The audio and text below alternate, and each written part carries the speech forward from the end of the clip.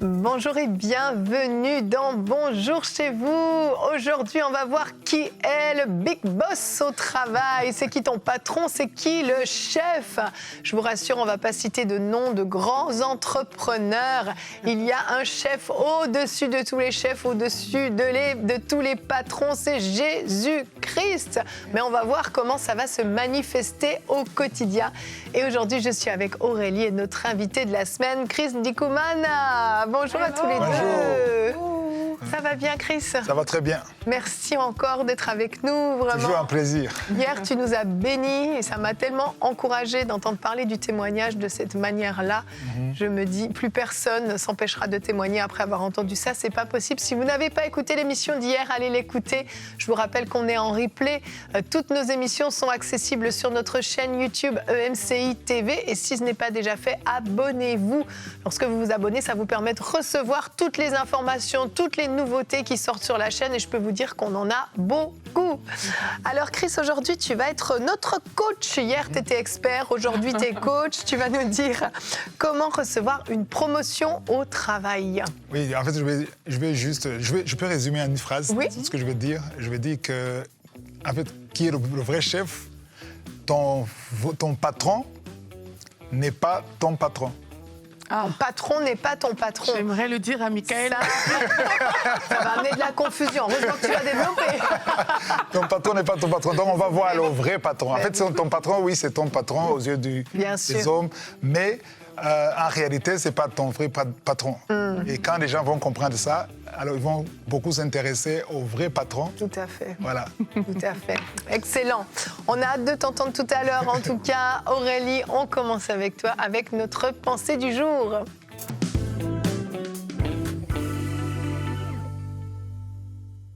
Dans le bureau de Michael Lebeau, qui est le patron à EMCI, il y a une inscription qui est « Jésus-Christ est mon boss ». Et là, le patron... En anglais, ça sonne mieux quand même. C'est « Jesus is my boss ». Oui, c'est vrai. Ça sonne mieux. Tu vois, moi, ce que j'aime beaucoup avec cette inscription-là, c'est qu'en fait, il renvoie directement à celui qui est le vrai patron, comme on était en train de dire. Et c'est vraiment quelque chose de merveilleux. Et quelquefois, en tant que chrétien, on peut tomber dans le compromis, mais la Bible nous raconte certaines histoires, comme Joseph, par exemple. Joseph était employé chez Potiphar, et Joseph a eu l'opportunité, si je peux dire ça comme ça, via Madame Potiphar, de faire quelque chose qui n'était pas bien. Et c'était son lieu de travail chez Potiphar. Et il y a cette phrase que Joseph va dire à la dame, il va dire, dans Genèse 39 au verset 9, « Il n'est pas plus grand que moi dans cette maison, il ne m'a rien interdit, en parlant de Potiphar, excepté toi, parce que tu es sa femme. Comment ferais-je un aussi grand mal et pécherais-je contre Dieu ?» Il n'a pas dit « pécherais-je contre Potiphar ?» Il a dit « pécherais-je contre Dieu ?» Donc Joseph a compris qu'au-delà de Potiphar, il y a Dieu qui est là et qui voit même ce que Potiphar ne verrait pas en fait. Ils auraient pu le faire en cachette, Potiphar ne serait pas au courant, mais Joseph a réalisé qu'il y a toujours quelqu'un qui le voit et cette personne, c'est Dieu. Et c'est ce que j'aimerais te dire aussi aujourd'hui, c'est qu'il y a toujours quelqu'un qui te voit, il y a toujours quelqu'un qui est au-dessus, au-delà de ton patron, au-delà de ton travail, et il y a Dieu qui est là parce que ton vrai patron, quel que soit ce que tu es en train de faire, eh bien c'est Dieu. Christ nous en dira un peu plus par rapport à ça. Et aussi, une chose que j'aimerais dire aujourd'hui, c'est que tu n'as pas besoin de te compromettre, en fait. Il faut que tu fasses confiance à Dieu pour ta destinée. Parce que trop souvent, dans l'environnement professionnel, on voit des personnes se compromettre. Tout le monde fait des pots de banane, comme on dit. Toi aussi, tu le fais. Tu tombes dans certaines compromissions parce que tu te dis, ben, c'est comme ça que moi aussi, je vais me faire voir au travail. On va voir que je suis quelqu'un de bien et tout. Mais tu n'as pas besoin de te compromettre. J'aime beaucoup ce verset dans la Bible qui dit « Mes destinées sont dans tes mains ». C'est un psaume de David. « Mes destinées sont dans tes mains ». Il faut que tu réalises que ta destinée est dans la main de Dieu. Ce n'est pas dans la main de ce patron que tu crains tant que ça. Ta vie dépend directement du ciel. Et si tu ne le réalises pas, tu vas vouloir faire plaisir à l'homme plutôt que de faire plaisir à Dieu d'abord. Vouloir faire plaisir à Dieu va te faire te soumettre à l'homme qui est ton patron, mais si tu ne cherches pas à faire plaisir à Dieu, parfois il y a des hommes qui vont te demander de faire des choses qui ne sont pas conformes à la volonté de Dieu, et si tu n'as pas cette crainte de Dieu, tu risques de tomber dans ce piège. Et j'aimerais aussi te dire, Dieu saura récompenser ta fidélité envers lui dans ton travail. Et on l'a vu avec Joseph, comment à la fin de la journée, Joseph a été élevé malgré toutes les injustices qu'il a eues. Et on se pose souvent la question, mais imagine, maintenant il est premier ministre d'Égypte. Imagine, Madame Potiphar, à ce moment-là, qu'est-ce qu'elle aurait pu se dire? Elle qui était son patron quelque part dans le passé, lui, il est devenu son patron. Vous voyez? Donc parfois, on refuse de se soumettre à Dieu, on se soumet aux hommes en pensant que notre vie dépend des hommes. Ta vie dépend directement de Dieu. Donc même lorsque tu travailles, sache que Dieu est là, il te voit et c'est à lui que tu dois te soumettre en premier. Amen. Merci Aurélie. Et notre verset du jour est dans Colossiens au chapitre 3, versets 23 et 24. La Bible dit « Quel que soit votre travail », donc on est tous concernés, faites-le de tout votre cœur, et cela par égard pour le Seigneur, et non par égard pour des hommes. Car vous savez que vous recevez du Seigneur comme récompense l'héritage qu'il réserve au peuple de Dieu. Le maître que vous servez, c'est le Christ. Je crois que c'est un verset qui est plus que clair. Et ça me rappelle quand je travaillais à Paris, j'étais dans une association d'aide aux familles. Et puis, il y avait beaucoup de médisance dans cette entreprise. Vraiment, les collègues de travail, quand elles se retrouvaient pour la pause repas, critiquaient leurs responsables. C'était vraiment, il y avait une hiérarchie qui était quand même assez malsaine dans le leadership. Et vraiment, selon les hiérarchies, on critiquait toujours les tâches du dessus. Et moi, je me retrouvais dans la catégorie avec les différentes assistantes et tout ça. Et puis, ça critiquait tout le temps. Et un jour, j'étais dans le bureau et il y a une collègue qui arrive et la responsable du département avait laissé sa tasse de café dans le bureau. Et la collègue arrive et elle dit « Oh, c'est la tasse de tel responsable ». Elle prend et elle s'apprête à cracher dedans. Bah, vrai. Et tout à coup, elle lève les yeux, elle me voit.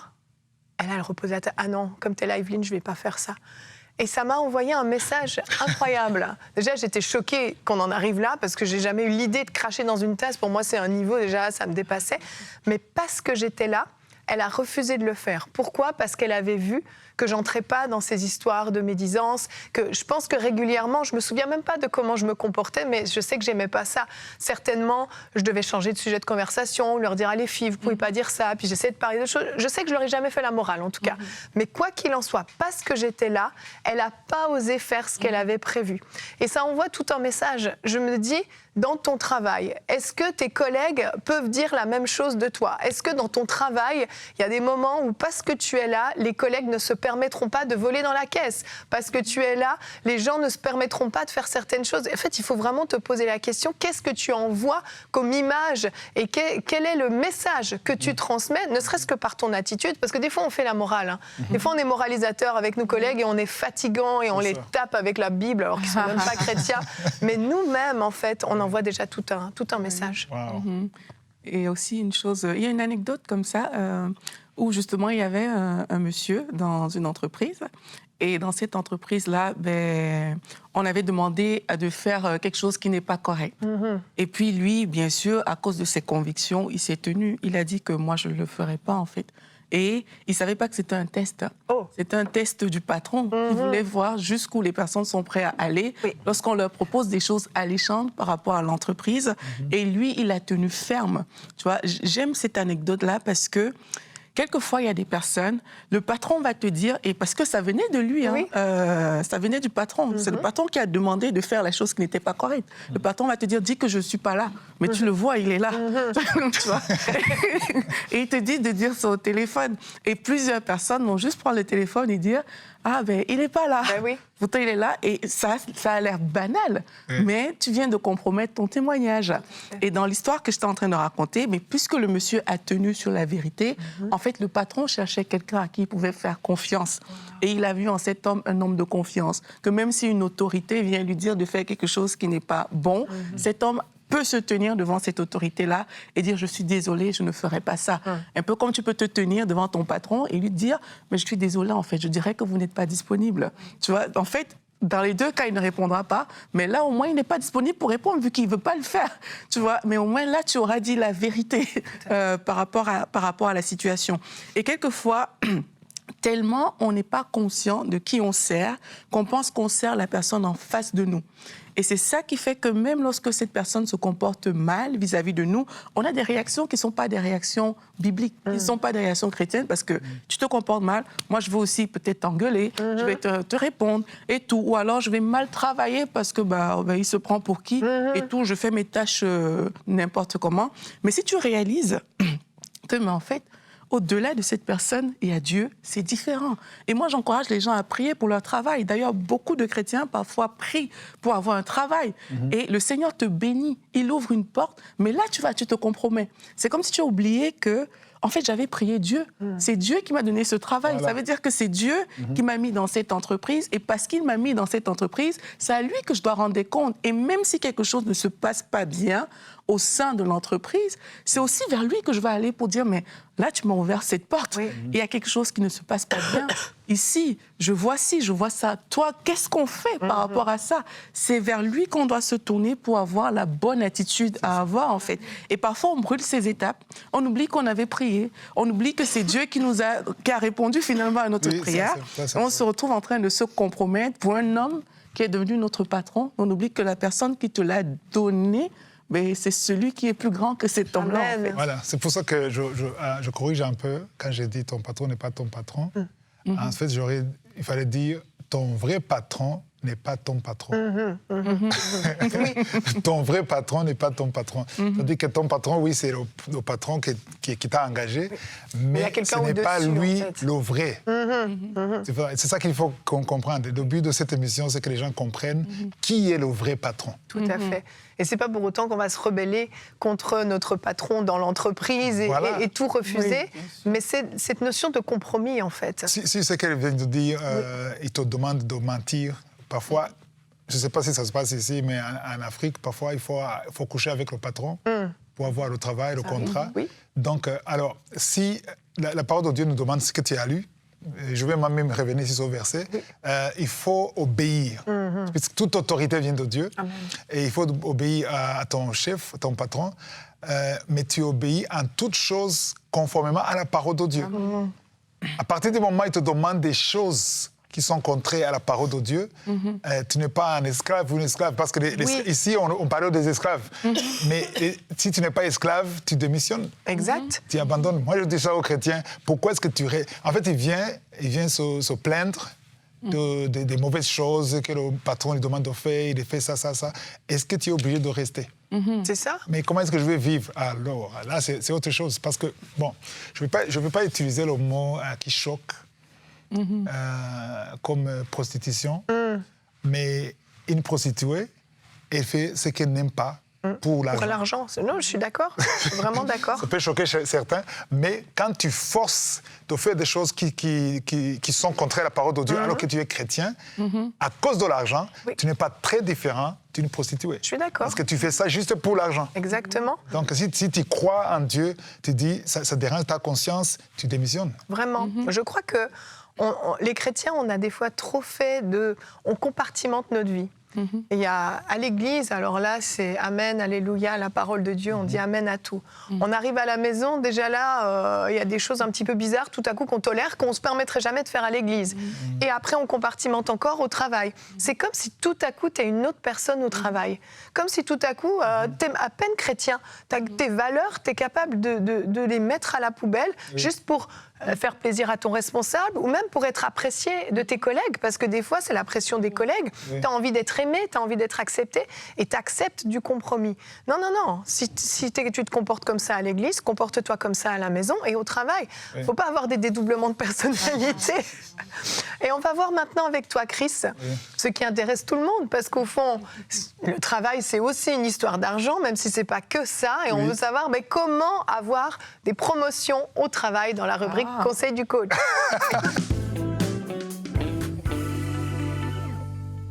Ok, je vais revenir au verset que tu as donné. C'était Colossiens 3, 23, 24. Oui, c'est ça. Mais pour moi, c'est mieux de commencer au verset 22. Alors, je te laisse la place pour aller au verset 22, c'est parfait. Mets-le dans le contexte. Oui. En fait, c'est la même chose, mais le 22 donne plus de lumière. Tout à fait. Verset 22, on dit « Serviteurs, obéissez ». Donc maintenant, serviteurs, c'est vous aussi, vous faites partie. Alors, quand il écrivait, bien sûr, il parlait aux esclaves. Mais ça nous concerne aujourd'hui, même si tu n'es pas esclave. Et c'est mieux aujourd'hui parce que les esclaves, tu ne peux pas juste démissionner. C'est vrai. Tu ne peux pas démissionner. Si tu es esclave, tu ne démissionnes pas. Mais si tu n'es pas esclave, tu as l'avantage de démissionner si tu ne veux pas. Ouais. Alors, serviteurs, obéissez en toutes choses à vos maîtres, selon la chair. Donc, c'est ça le patron, le chef. Donc, toute chose, là, je dois préciser que toute chose, c'est toute chose qui est conforme à la volonté de Dieu, à la parole de Dieu. Si tu te demandes des choses qui ne sont pas à la parole de Dieu, il ne faut pas dire « j'ai obéi à mon chef parce que c'est toute chose ». Donc, non pas, ici j'ai souligné chez moi, non pas seulement sous leurs yeux, mais comme pour plaire aux hommes, mais avec simplicité de cœur, dans la crainte du Seigneur. Alors ici, ça ne concerne pas seulement ceux qui travaillent dans un ministère chrétien comme MCI TV, c'est tout travail. Oui. Là où tu travailles à l'hôpital, au gouvernement, tu es dans un supermarché, partout où tu es, sauf verset te concerne. Donc ça dit que, pourquoi est-ce qu'on dit qu'il ne faut pas le faire sous leurs yeux? Parce que tu veux... Pourquoi est-ce que tu obéis ton chef, ton patron? Tu fais tout ce qui est bien quand il est là. Et quand il n'est pas là, c'est la récréation.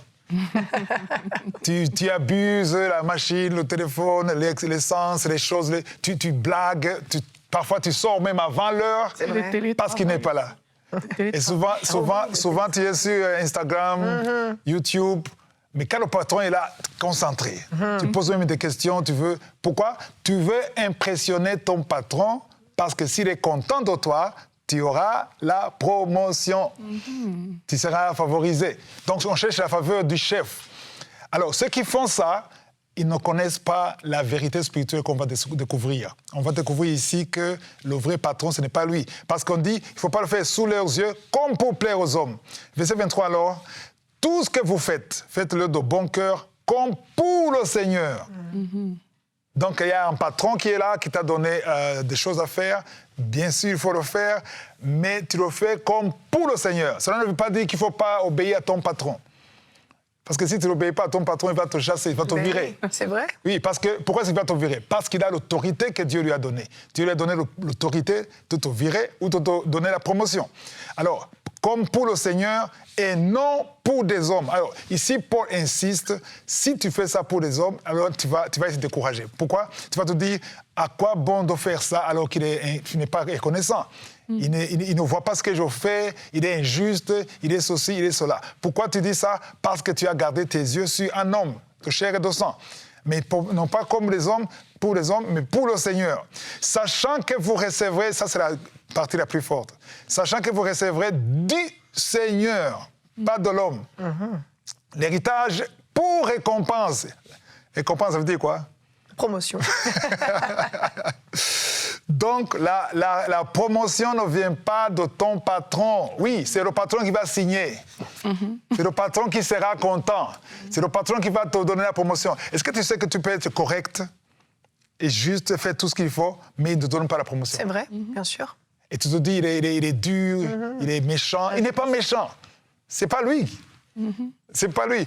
On a vu dans la conférence de Pentecôte que c'est Dieu qui a endurci le pharaon, le cœur du pharaon. Donc, ce n'était pas qu'il était têtu, c'est Dieu qui l'a endurci. Alors, Dieu peut intervenir dans le cœur de ton patron pour ton intérêt. Et si tu n'as pas encore la promotion, c'est que Dieu n'a pas encore décidé. Il ne faut pas dire non, il est injuste, il a promis celui-là ou celle-là, mais pas moi. Non, ce n'est pas lui. Parce que ce n'est pas lui. Ce n'est pas lui qui donne la promotion. C'est par lui que vient la promotion. Mais ce n'est pas lui, la source de la promotion. Et c'est pour ça que le verset termine en disant « Servez Christ, le Seigneur ». Ici, on ne parle pas de MCI TV. On ne parle pas d'une église. On parle d'un travail. Ici, ce sont des gens qui travaillent pour des particuliers. Même si tu travailles pour iPhone, servez le Seigneur. Amen. Tu travailles pour Coca-Cola, servez le Seigneur. Partout où tu travailles, tu sers le Seigneur. Ça, c'est très important. Si tu comprends ça, ta vie va changer. Parce que Dieu te teste. Il teste la façon du travail. Luc 16, verset 10, on dit que celui qui est fidèle dans les moindres choses l'est aussi dans les grandes. Et celui qui est injuste dans les moindres choses l'est aussi dans les grandes. Qui teste? Ce n'est pas le patron qui teste. Donc, ça dit que là où tu travailles, tout ce que tu fais, Dieu observe ce que tu fais. Et même quand le patron n'est pas là. Donc, ça dit, ici, j'aimerais interpeller ceux qui veulent impressionner le patron, le chef, le boss. Quand il est là, tu fais beaucoup d'efforts, tu fais ceci, tu fais cela pour l'impressionner, tu essaies d'être très gentil, tu souris devant le chef, mais tu devrais sourire devant Dieu d'abord, parce que c'est lui le vrai chef.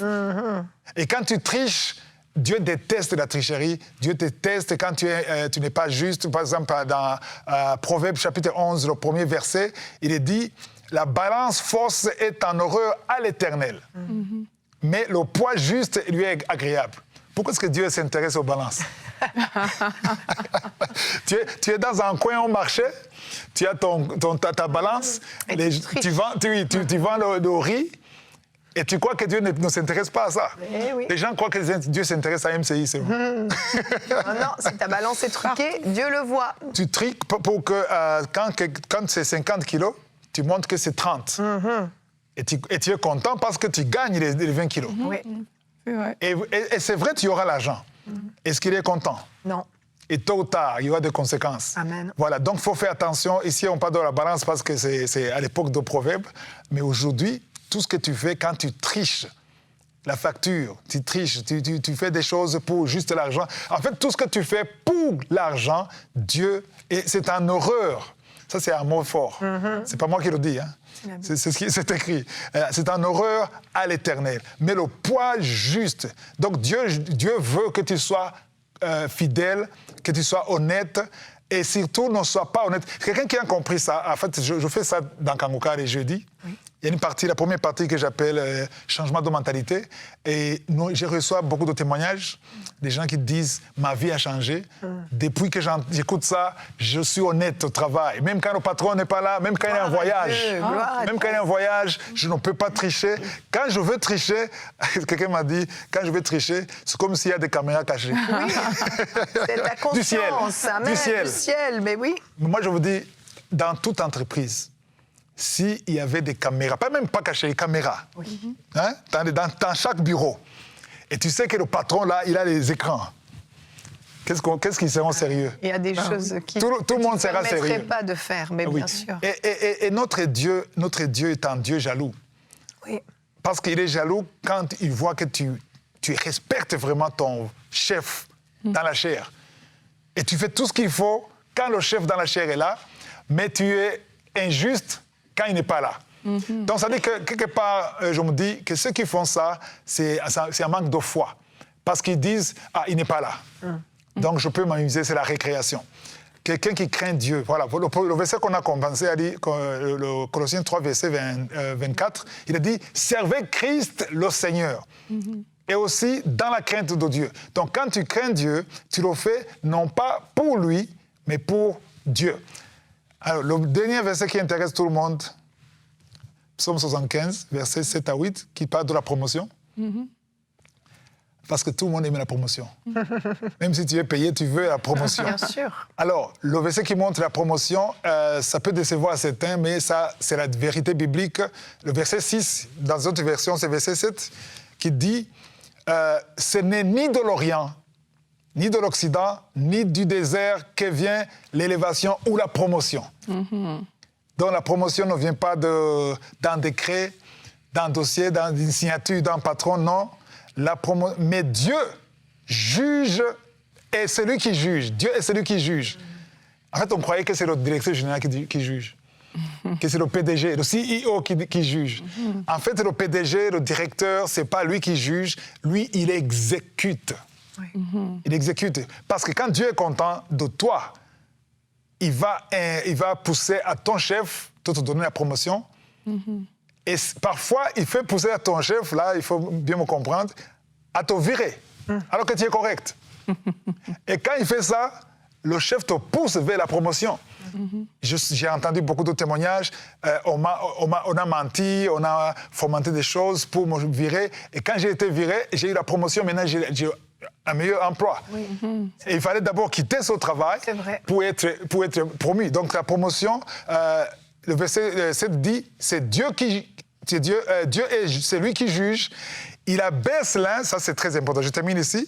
Il abaisse l'un et élève l'autre. Autrement dit, il chasse l'un et engage l'autre.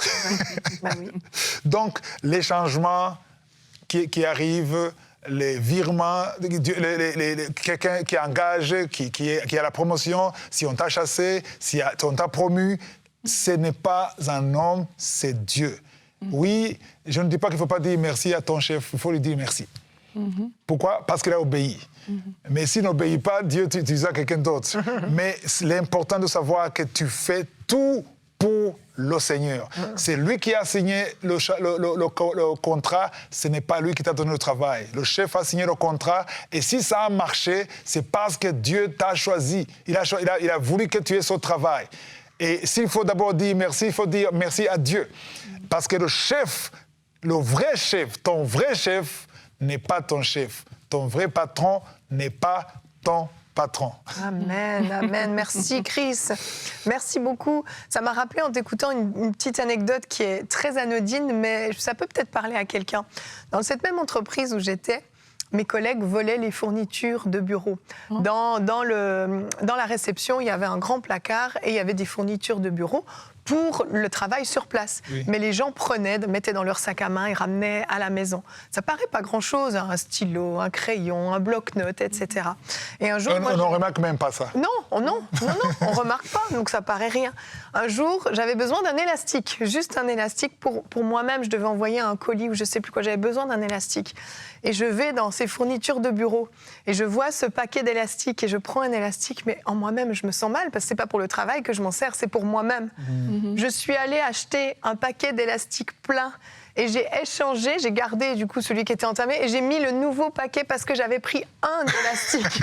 Aujourd'hui, je me dis, c'est ridicule, mais en fait, quand tu commences avec des petites choses, je me dis j'aurais pris l'élastique un jour, mais le lendemain peut-être j'aurais pris le stylo, peut-être dans une semaine j'aurais pris la graffeuse et j'aurais fini peut-être avec l'imprimante sous le bras.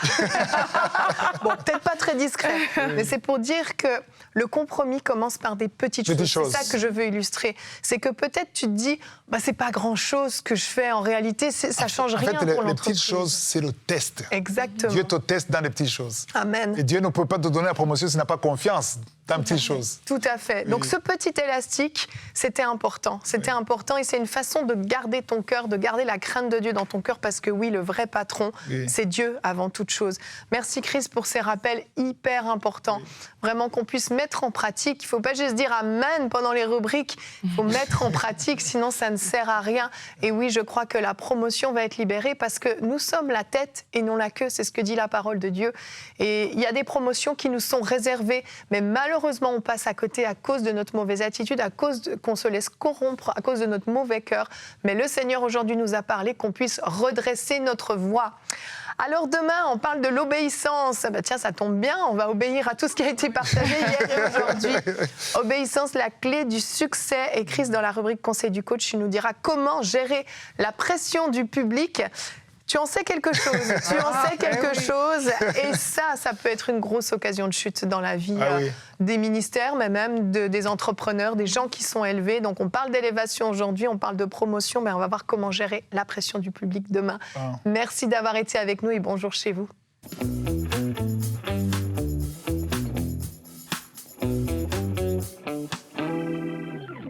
On est dans le studio B dans lequel on va tourner dans un instant une émission d'À-Table avec Annabelle.